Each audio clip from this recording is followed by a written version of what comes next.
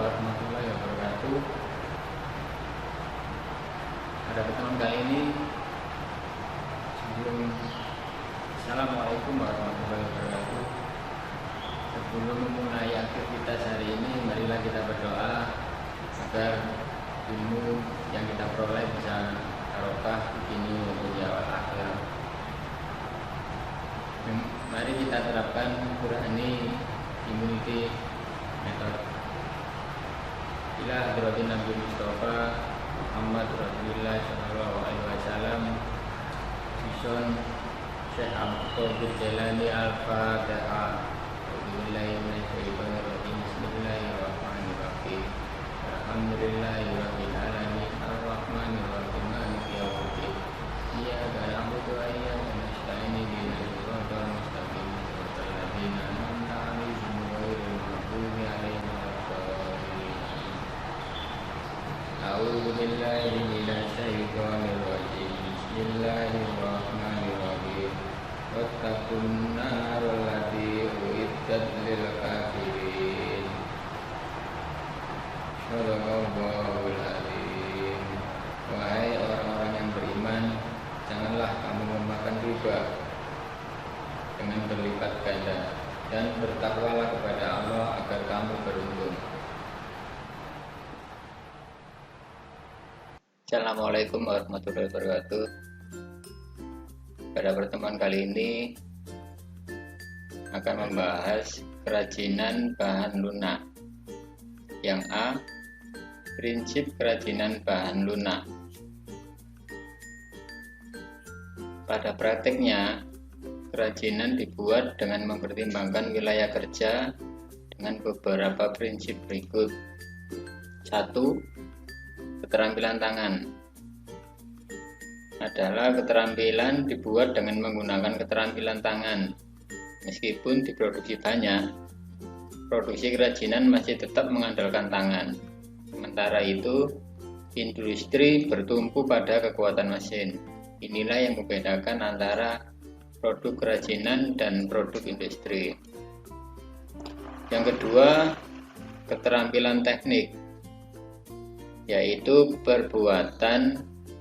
pembuatan benda-benda kerajinan dilakukan secara berulang-ulang dan didasari oleh keterampilan teknik atau keprigelan, sehingga produk yang dihasilkan sudah tentu memiliki kekhasan tangan yang nampak dengan detail, rumit, dan hanya bisa dilakukan dengan keterampilan teknik yang dimiliki oleh tangan seseorang.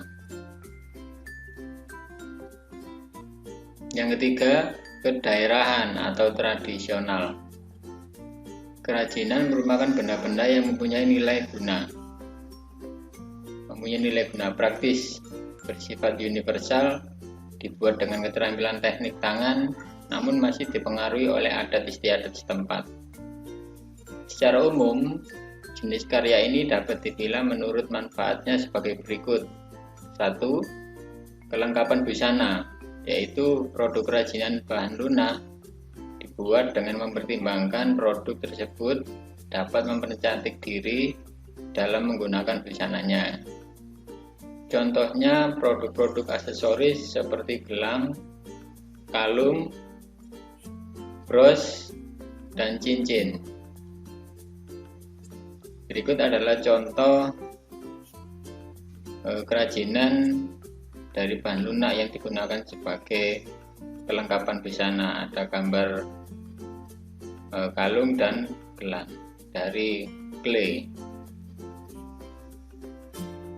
Yang kedua, kelengkapan suatu benda, yaitu kerajinan bahan lunak yang difungsikan sebagai kelengkapan suatu benda. Sebagai contoh, kotak tisu yang dilengkapi dengan hiasan keramik pada bagian muka. Jika kotak tisu sudah tidak terpakai, keramik dapat dilepas dan dipasangkan pada kotak tisu lainnya. Berikut adalah contoh kerajinan keramik yang dipasang pada kotak tisu. Ini adalah untuk hiasan keramiknya. Yang ketiga, kelengkapan rumah atau bangunan, yaitu produk kerajinan dapat dijadikan manfaat sebagai pelengkap rumah atau bangunan tertentu. Contohnya, air mancur berbentuk kodok di taman rumah. Ikut contoh gambarnya. Yang keempat, keperluan ritual atau upacara adat.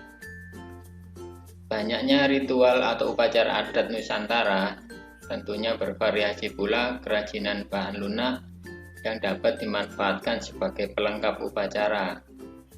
Contohnya lilin. Lilin banyak digunakan untuk berbagai acara ritual dan pesta adat. Ikut contoh gambar kerajinan sebagai kelengkapan ritual. Berdasarkan prinsip kemanfaatan di atas, maka kerajinan bahan lunak dapat dikategorikan sebagai produk-produk berikut. 1. Menambah keindahan. Karena keberadaan kerajinan bahan lunak dapat memperindah penampilan. Yang kedua, memberi penekanan atau kekhasan pada suatu benda. Karena jika diberi kerajinan bahan lunak, maka sesuatu akan terkesan khas. Yang ketiga, menjadi persyaratan pemakaian. Karena kerajinan bahan lunak merupakan persyaratan untuk dipakai. Jika tidak digunakan, maka tidak berarti apa-apa. Yang keempat, merupakan pertanda atau simbol. Karena produk kerajinan bahan lunak dijadikan sebagai pertanda atau simbol suatu kepentingan. Yang kelima, dibuat khusus sesuai benda aslinya atau duplikasi. Karena kerajinan bahan lunak dibuat secara khusus menyerupai benda aslinya untuk alasan kebutuhan tertentu. 6. Sebagai bagian dari karya seni, karena mencerminkan ekspresi keberagaman budaya Nusantara, maka kerajinan bahan lunak merupakan bagian dari karya seni. Setelah tampilan beberapa paparan materi yang sudah saya sampaikan tadi, ini ada lembar kerja mengidentifikasi manfaat pada produk kerajinan bahan lunak yang ada di wilayah sekitar kalian. Saya akan di kertas HVS, diberi nama dan kelas. Saya kasih contoh, nomor digit 1 dan seterusnya, kemudian produk kerajinan bahan lunak. Ini salah ketik, bahan lunak. Contoh produknya apa? Misalkan gentong air. Bahan kerajinannya dari tanah liat. Manfaat kerajinan bahan lunaknya sebagai wadah air untuk cuci tangan. Nah, itu contoh dari cara mengerjakan lembar kerja tabel ini. Sekian dari saya. Saya kira, assalamualaikum warahmatullahi wabarakatuh.